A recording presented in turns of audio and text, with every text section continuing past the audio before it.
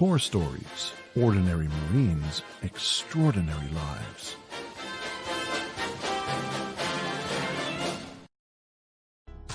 Hey everybody, listen, today we have these two corpsmen and I love them. These two women are doing something so innovative and it's so simple. I guess it's sort of like the new high-tech managed version of military hotline. They bring their expertise and their experience to save the lives and be a great intervention for people in the military and out. But it's really the people in the military who concern me the most, because strangely come up with something that the VA has not, and I love them for it. Anyway, get to know the two corpsmen from Intent2Heal and relax, and I'll catch you on the other side. Thank you, Miss Merriweather. It's wonderful to see you. Wonderful to see you again.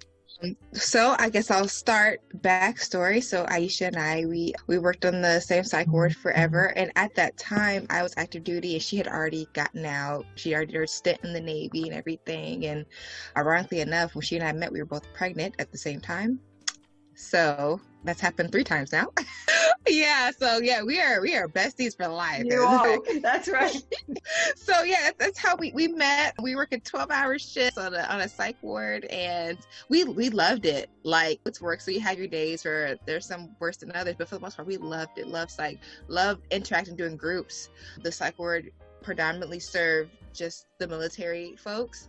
Every now and then when I first start working there, you get a couple of dependents, but for the most part, it was just military folks. Yeah. And you know, it was a great journey. I never would imagine myself working in mental health ever. I thought, actually, before I even got anywhere near psych ward, I wanted to be a pilot. I did, but I do not have the vision. Yeah, it does take perfect vision, doesn't it? Yeah. I failed that test 4 times. So we worked on the psych ward forever and we loved it. I loved the groups. I loved interacting with the doctors and kind of watching how they do things. But we noticed over time, because mental health is still kind of climbing out of a stigma, and that's just with regular civilian life, but it's kind of even worse in the military side. And we noticed we had a lot of people that would come to the psych ward, get whatever they needed to get there, and then be sent right back out to wherever they just came from. And sometimes that worked for people, but for the most part, it didn't always work. Like for the cases of some sexual assaults or any sort of abuse, whether it be mental or physical or any type of abuse, sometimes we either that command can't transfer that person fast enough, or a lot of bureaucratic hurdles between that person's mental health and safety and their job. And the military is very, very mission oriented. I mean, that's how we're set up. It's how it's supposed to be. But when it comes to people's safety, that kind of took a real back seat. So some people would come to the psych ward, they sometimes even look great, have like a great kind of outcome, and then get sent right back to where they were. And so they're out of that zone of being able to continue the progress they had made. So we saw a lot of, repeat customers coming through. Some people come in, we teach them skills, and sometimes those skills aren't even applicable where they're going, or they try to enact those skills, but they're not in an environment to where they can do that, or their op tempo is so high they can't go to their outpatient appointments all the time, where they're told to see their ship psychologist, but that person, like we talked about before, is still an officer. They still have officer duties to do, so they can't always facilitate groups and things like that. And so we noticed that real gap in that continuum of care. So that was like one motivating factor. Another motivating factor we noticed that helped us build this business was, we noticed like sometimes the providers were just crammed with like a lot of patients that they can't always really give that time and attention to. I can only imagine being a practitioner. This is what you went to school for, it's what you want to do, and you can't always see everybody a lot of times you want to see them. And so that was also an issue. And then of course scheduling. Some people would see a doctor 1 month and then maybe not see him for a month or 2 later, or if they have to reschedule, it's like 2 months out. It was just ridiculous. Same on VA side too, that we've been dealing with for years. Yeah, it's real bad. I used to work for a VA too. So yeah, it's really bad. So we kind of saw a need, and it was one of those, we're willing but not exactly able because we weren't doctors, we weren't psychologists or counselors, though that's what we are in school for. We're like, what can we do in the meantime until we get to that spot? And so that's when we came up with Intent2Heal, which is basically like, okay, yes, we were birthed from a military environment, but we're for everybody. And our goal is to help people really realize what those mental health goals are they have for themselves, help them to be accountable for where they're trying to be. We're not doctors, but let's break down what your doctor told you to do. Or you haven't seen a doctor yet, but what is inside of you that you're trying to get to right now? How can we check in on you? How can we keep you accountable for what you said you're going to do? Did you say you want to improve your self-esteem? Okay, well, we're going to get on a call once or twice a week, and we're going to check on you. How do you feel about yourself today? We're going to do some exercises, really build that up, so that way in between appointments or until you can get to a doctor, there's someone, you know, in your corner being a cheerleader for you, being a coach for you, saying, hey, let's work on this. Hey, I noticed you did this last week. Let's do this different. Things like, and keeping track of it. We're virtual, so we'll be able to email you what you did, how we can improve, what we haven't changed. So we really want to have that in there factor, but be flexible. That's why we're online pre-COVID too. So that's the definition of innovation. This whole series is about innovators. And when you saw this problem, and in an ideal world, you would have certification skill X, Y, and Z to deliver in a perfect setting. But that's not life. That's not reality. And these people needed you right now. So the fact that you were able to identify, that's the precious value in your work and your initiative. This intervention you've designed is brilliant from my perspective. And it's also replicable from my perspective. So you could grow it very easily, but I just completely value that you were able to say, look, what we have to offer right now can resolve or help to resolve these pitfalls we see in the system, in the official system, in the military mental health care world. And so I just completely value that that's how you got here. It's fascinating to me that you dreamt of being a pilot, though, because that's very, I put my hand in the air like high flying. It's an extraordinary goal for anyone to be a pilot. I mean, not only the physical demands, the mental demands, the intellectual demands are perhaps some of the most in all of military work. So up there. Yeah, it is. It's way up there. It's just a extraordinarily demanding goal, but that you dreamt of that tells me so much about you. It tells me how big you think. And that explains perhaps how you were able to come up with this. Because as I said, when I was your guest, I had the beautiful honor of being your guest last week, that listeners really need to listen to that to completely value this podcast. But this is a situation where the military means so well, but perhaps in the first time in our history, the military is really taking seriously and measuring the cost of mental health problems, and they can't keep up. They can't keep up. So that's why it seems to me that this is that you two came up with really a brilliant situation. The fact that there's two of you, though, see, that teamwork business is, you can encourage each other. Is that right? Yeah. Oh, all the time. We definitely are like, I wouldn't even say yin and yang, but we're kind of like a puzzle piece. We just kind of fit. Where I'm weak, she's strong, where she's, and vice versa. But yeah, we definitely, in between, I think on our last podcast, I told you how many kids we have between each other. So yeah, we bounce off each other, we lean on each other, and our families too. Her family is supportive, my family is supportive. So it's really like a community effort, just about. We're each other's support system. And so the delivery of this intervention is interesting too, that you're just capitalizing on the internet and the accessibility the internet provides, which is very 21st century. But you're really using old tools in the sense. You're using the medium of the internet, but you're just using sort of encouragement, accountability. Yeah. So tell me how that delivery has been. Has it been pretty smooth, or maybe not? Just hitches. So initially, I'm not gonna lie. So I told you about our struggles in the interview that we did on my podcast last week. And so that was one of the issues was, okay, we got this idea. We want to do it on the internet. How do we do this? And then little tidbits of business things you just never think of, like not only how are we going to deliver this, but how are we going to keep it separate from our personal lives, and that not using our personal phone numbers or location. Pre-COVID, we did have the idea of doing at least 1 or 2 in-person meetings, trying to be able to do that. And it's so funny, by the time we were able to do that, that's when COVID hit. So we finally got a place out in town that an office we could do in-person things with. But yeah, that was definitely one of those things. But after we kind of discovered we could do Zoom, or just recently we hopped on to Cisco WebEx. So I'm looking at leveraging that platform as well. But yeah, so far it was a rocky start.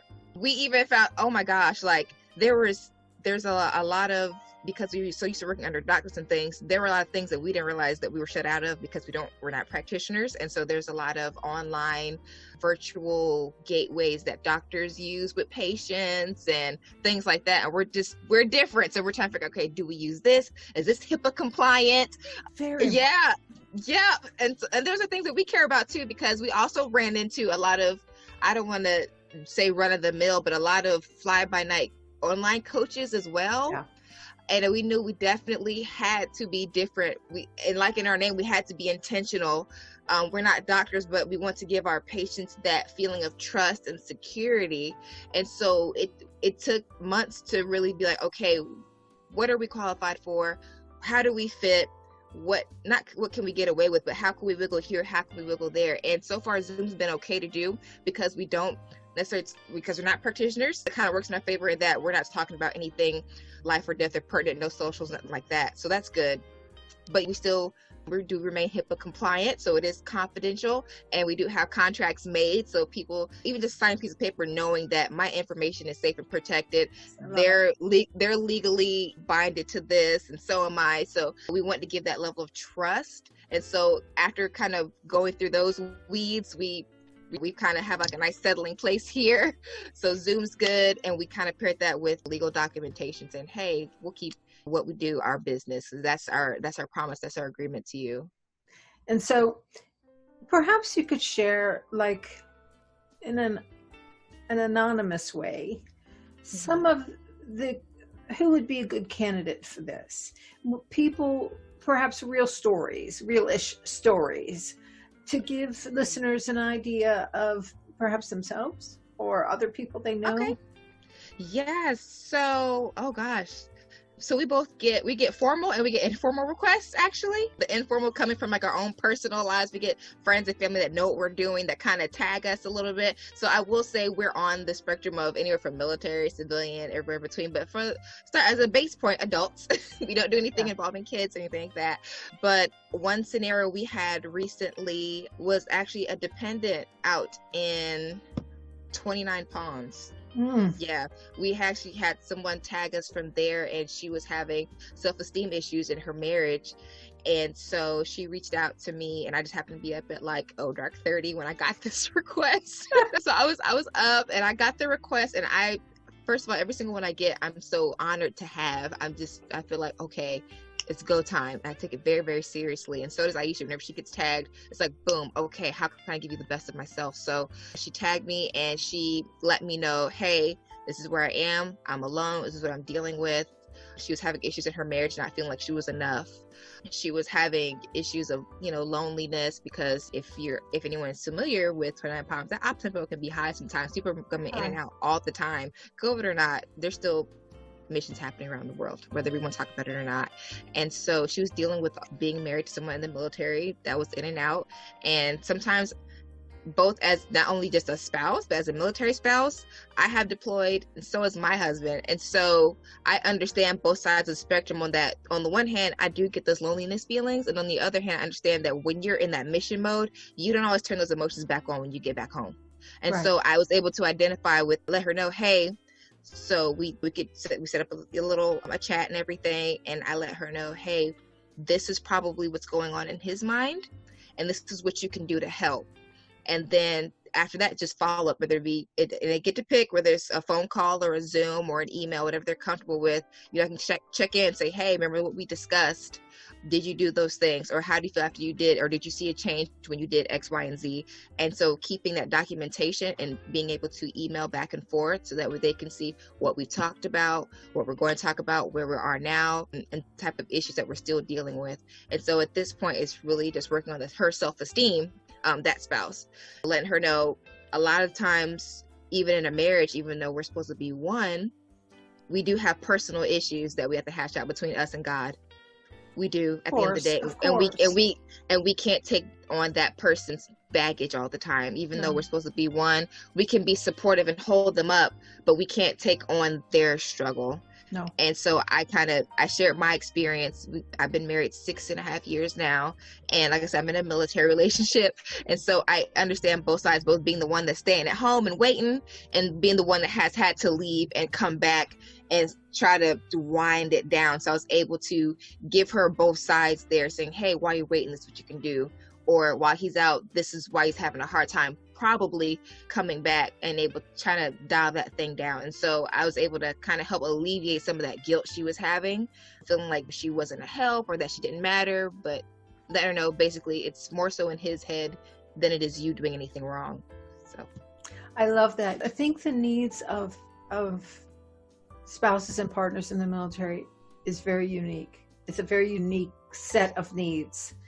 And there is advocacy and support for military partners, but it's not, sometimes that's a little too official. Sometimes you really need somebody who doesn't have a title in the military community that you're in to hear your stuff. And you really want something more confidential and more intimate, in the sense that you are able to tell your story. An advocate isn't necessarily able to do that. Perhaps sometimes people who are in a military environment, they're a partner or they're active duty, they're living on base, they're living in the situation of trying to meet the needs of the service member.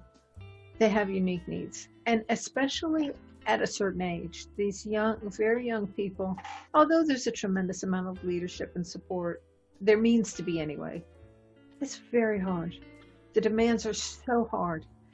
And if there is enough time in the military that there have been traumatic events and mental health issues present in a family, that can have a ripple effect.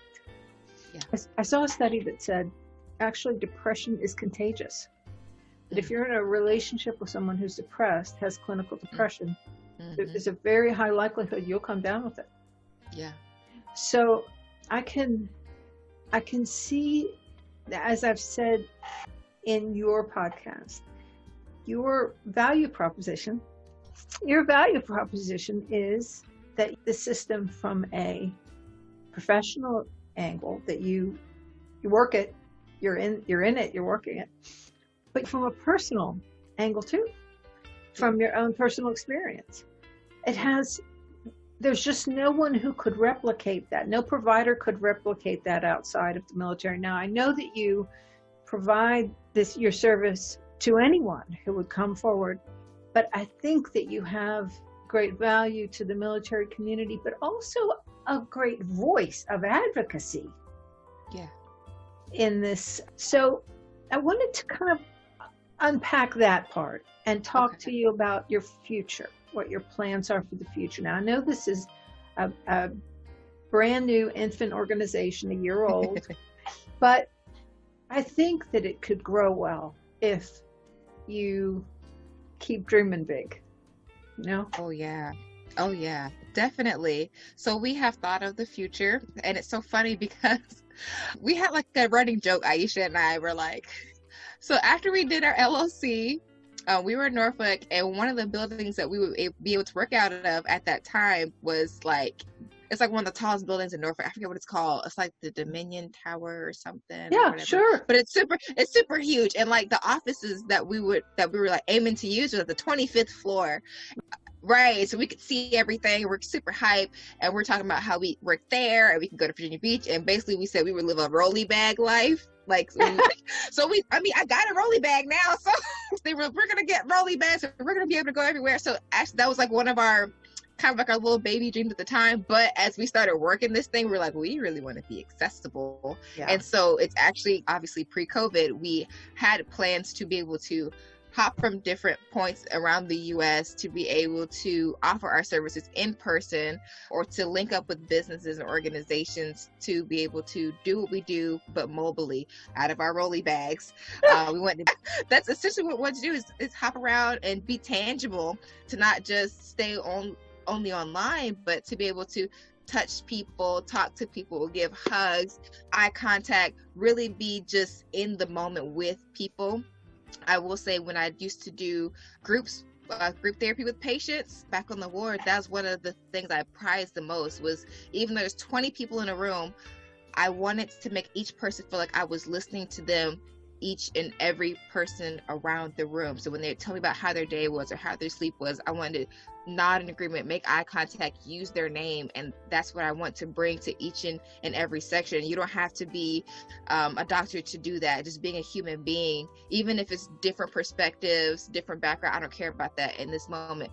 Well, how did you sleep? How do you think that affected like things like that? I want to be tangible and very, very personable, because I know, like you said earlier, a lot of times people do need help in the military. It's so official. It's so kind of, I mean, they do mean well, but just to go get something real quick, there's sometimes be paperwork involved or chain of command involved. Like, you just want to be able to just talk to somebody, connect with somebody real quick. And so looking forward, that was pre-COVID. One of the goals to do was to have rolly bags, and so we can be that connection in person for whomever needed it.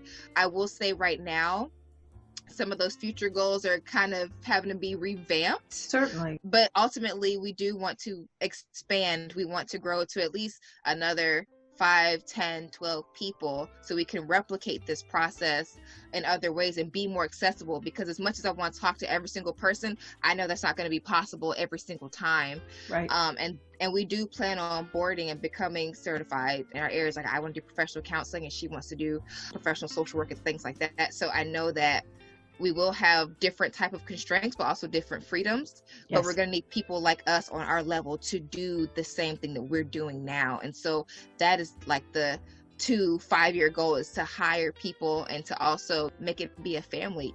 For every person that we hire is going to be a very, very serious, very, very conscious decision. And after having being a employee and becoming an employer, there's a lot of things I will be taking into account when we're bringing somebody on, really make sure they're understanding the foundation of what we stand for, the spiritual foundation, the mental, emotional things that it'll take, and letting them know that as an employer, you're going to have this many benefits offered to you, this skill set offered to you. So even if you leave us, you'll work for somebody or start your own business better than what you came to us. And so that is the future goal there. I don't know if you eat Chick-fil-A, but it's just about the same experience everywhere you go. So that's kind of what I'm aiming for. It's our pleasure. Well, and that uniformity of service is absolutely important for your success and for the success of your clients. Yeah. But I really see the value in the progression of your own professional goals for your organization. And it does give you more liberty, but more responsibility, but you're able to help more people. Yeah. And so I had shared a bit about my personal journey, and one thing that I see as being valuable here is I had a tremendous amount of childhood trauma, and it presented a lot of problems in adulthood that no one could have told me about. Yeah. So with traumatic events, especially in young people, children and young adults, there's definitely a domino effect. And some of it really is exponential in wreckage. The way that I came to heal, though, was a series of steps that were specific for me, but not unique to my illness.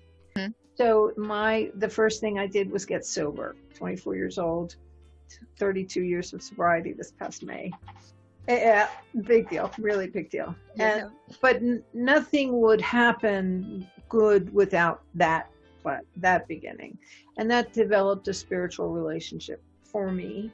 And then a lot of counseling and diagnosis for the PTSD. Then being saved in Christianity and coming to have a relationship with Jesus Christ. This is all for me. More counseling and stepping away from AA meetings, but completely continuing to embrace AA philosophy. Yeah. For me, and just for me, AA meetings are sort of a dangerous place because many times in meetings, it's the retelling of the most traumatic events of the person's life. And for me, that's very difficult to hear because my PTSD was so severe.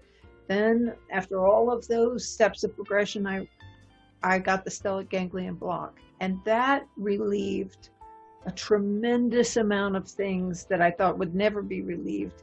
That sort of scientific, biological, in modern medicine has relieved it. In other words, I think most people thought that therapy or psychological approaches could resolve flashbacks and nightmares, but I had been doing that for 50 years and it hadn't helped. The stellate ganglion block relieved those things. It does not mean that I'm no longer a victim of the traumas I survived. So I have to deal with that, but I'm not burdened by the mental illnesses of flashbacks and nightmares and all of the ramifications like anxiety for those things.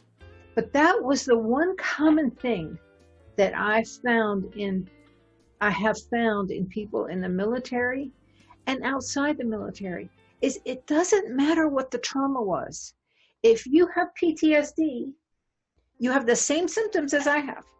It doesn't matter your age, your demographics, your nationality. You are going to have the same symptoms as someone else with PTSD. Yep. So in the military, this is an extremely common illness, but it's very common in the civilian world too. Mm-hmm. So you're working with people who have this very common diagnosis, relatively speaking, a common diagnosis but they have sort of one walk in life, that military walk.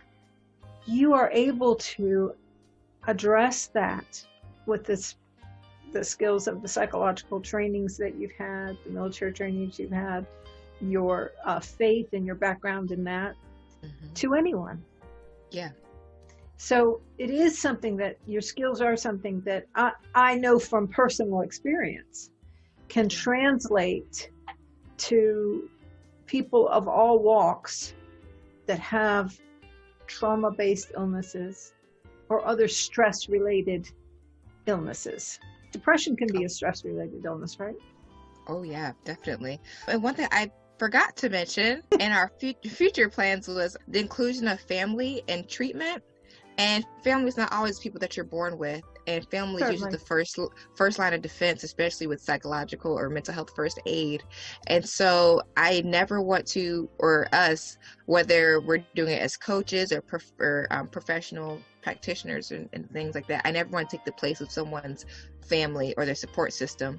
I would love to be in a position to advocate for that person, but also empower the family, because I don't live in the house every day. Right. I don't see you or call you every day. So I would like for us to be in a position to where we can not only empower the individual, but that support system. I will say that was one glaring lacking thing when we encountered patients at our job that we used to work at. People are oftentimes isolated, not necessarily in their minds, but physically, geographically from their everyday support system. And it's either whether you're in 20 years, 2 years, or 2 months, that does make a difference. Whether you're estranged from your actual family, but you had your own, people have Navy, Marine families all the time that they're separated from. So if we could kind of penetrate that support system, not just to talk to the individual, because I could talk their heads off and give them skills all day, but if they go back in certain environments or around the people that they love and they don't know the signs or the warning signals, then what I did was almost just like a waste of time, because they won't have anyone around to be accountable or help them continue in their journey. So that's one thing I do aim for us to do in some form or fashion, is to penetrate those support systems or those families, to be able to empower them too, saying, hey, this person reached out for help. This is the warning signs, or this is what they need to be accountable for. Here you go. Here, I want to pass it off to you. I don't want to be a one-stop shop or anything. I want to be a step in the journey, saying, hey, let me empower you, but also your family and your support system. We do have people that join the military. This may sound funny, but they want to join because they want to see the world. And then they get depressed, suicidal, upset because they miss their family. But Yes. they join because they want to travel. But sometimes they don't always conceptualize the ramifications of doing that. You have to leave where you're from to get where you want to go next. And sometimes that shock of, oh snap, I really did do this. We all make mistakes. We all do things like that. We all sign up for stuff that we don't understand what we're really signing up for. And that's okay. Like, it sounds silly, but we all do it. Sure. And so I want to really hone in on people like that. They say, hey, I did do this as a conscious decision, but man, I sure am lonely, and no one in my family gets it. They see me as a Right. patriot, or they're not in the military and they don't understand what I'm doing, so I can't really talk to them, or it's like trying to move heaven and earth just to get an appointment, but I really don't need this level of acuity of appointment. I just need someone to talk to. And we just kind of want to slide in there saying, hey, we understand what you did. We've all did it too. Let's talk about it. No, you don't need to go to your CO about it. No, you don't need to make a whole appointment somewhere and try to get a duty vehicle to go get there. Like, no, we're just kind of, if you have a cell phone, you can contact us. Now, what about that? Is it possible that somebody and their partner could reach out to you in the current arrangement, in the current level of organization, and say, hey, I'm deploying, he's home, can you sort of talk to us together? Oh, definitely. Oh, definitely. Oh my gosh. I prefer that way better than past tense. I did not like talking to spouses just one at a time. Sure. I couldn't stand it. I know oftentimes spouses don't go to a psych appointment together or go to an inpatient unit together, but it was just always like an inside pet peeve of mine, because it's like, you're supposed to be one. Or Yeah. sometimes they say, oh, well, I don't want to burden my partner with this. Like, no. We need both. We need both sides. And I'm not like a trained marriage counselor, nothing like that, but I can speak from, my personal experience working on the psych ward, being married to someone that's active duty. Now I've gotten out and I'm reserved, but we were active together, so we know all those things. So yes, we prefer to talk to them together. What about like a parent? Like, a lot of times parents take care of, if it's a single parent, take care of grandbabies. Parents take care of the household or take care of so what about the person with the mental health need and another family member who perhaps is not at that same level, like parent or Oh yeah. We can hit all those points. But I like how you mentioned those different parts of the family, because ideally if I could put them all in a room, I would. But we reach out to everybody in between, like military, civilian, they fall in the in between. Are you a best friend? Are you a cousin? Are you a cousin of a cousin? Because there's so many ins and outs that, for lack of better terms, like you can't just call a regular number and figure out. Like, for example, Exactly.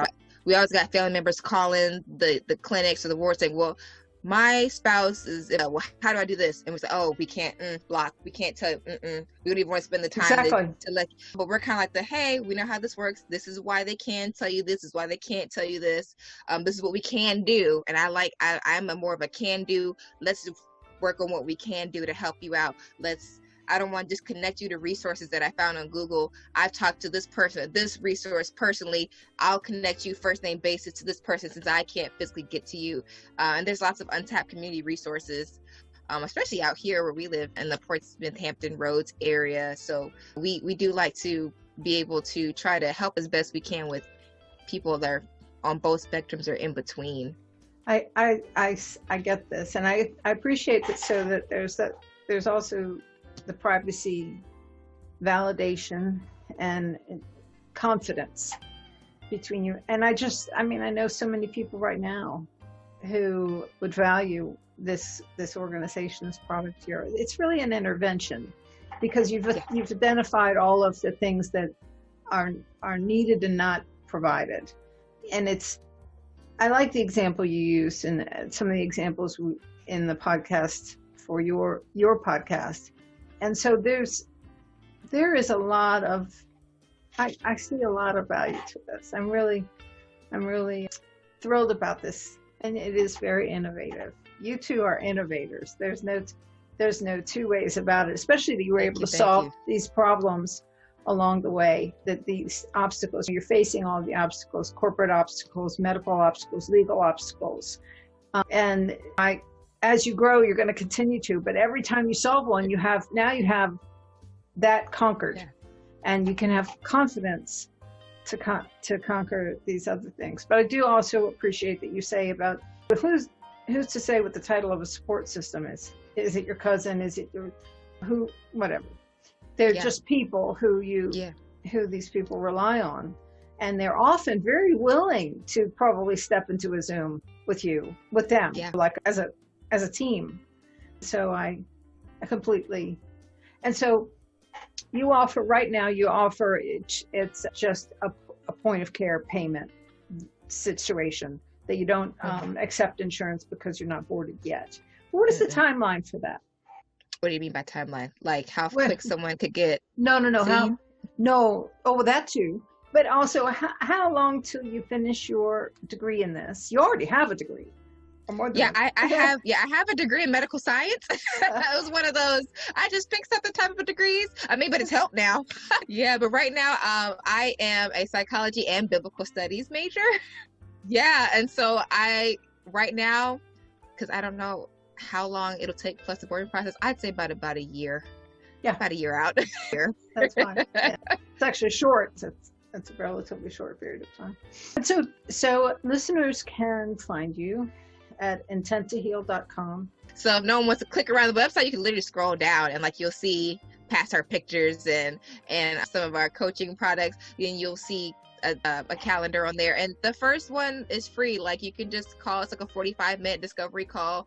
We get to know who you are, what your situation is, so we can best suit you. And what I love about what we do is that, yes, while we do have set courses that we offer, in that discovery call, we can put together something unique per person, because all of our contracts and everything is customizable. So just because you may see, we do have a free course on there and things like that. And we do have paid courses and coaching scheduled for 5, 8, 10 weeks out. But during that discovery call, that's the first step in figuring out, are one of those for you, or do we need to make something different? Because we can do that. I love that. I love that so much. Oh my goodness. It's so exciting. I can't wait to watch what happens with you two and this organization. Thank you, Miss. So I really, this has been fun. And I need the listeners to go back to listen. I'm going to put a link in the description to the first part of this podcast where I was your guest and we really get to know each other. There was a lot of wonderful background about the two of you and your story and really what's happening today and how people wind up there and wind up at the hospital and then sort of how it falls apart sometimes after that. Yeah. So Aisha's on that one. That one's real good. I love her input. I love it. Yeah, I do too. I love it. And you're right that you two are different leadership styles, but you really complement each other. So I really love it. So let's do it again soon. How about that? Yeah, definitely. I'm open. All right. So we'll do it again. And I thank you and God bless you. Thank you. Thank you, Miss Merriweather. You have a blessed day. Okay, love. Okay, great. All right, sweetie. Have a great day. Bye. Bye-bye. Yeah, I told you they were brilliant and wonderful. Sabrina and Aysha are two extraordinary corpsmen, and we in the Marine Corps community completely value them. Anyway, check them out. But if you have any thoughts, come on and share them. And get in touch with them or with me if need be. Anyway, thanks for hanging out with us today, and subscribe, and Semper Fidelis. Core Stories, Ordinary Marines, Extraordinary Lives.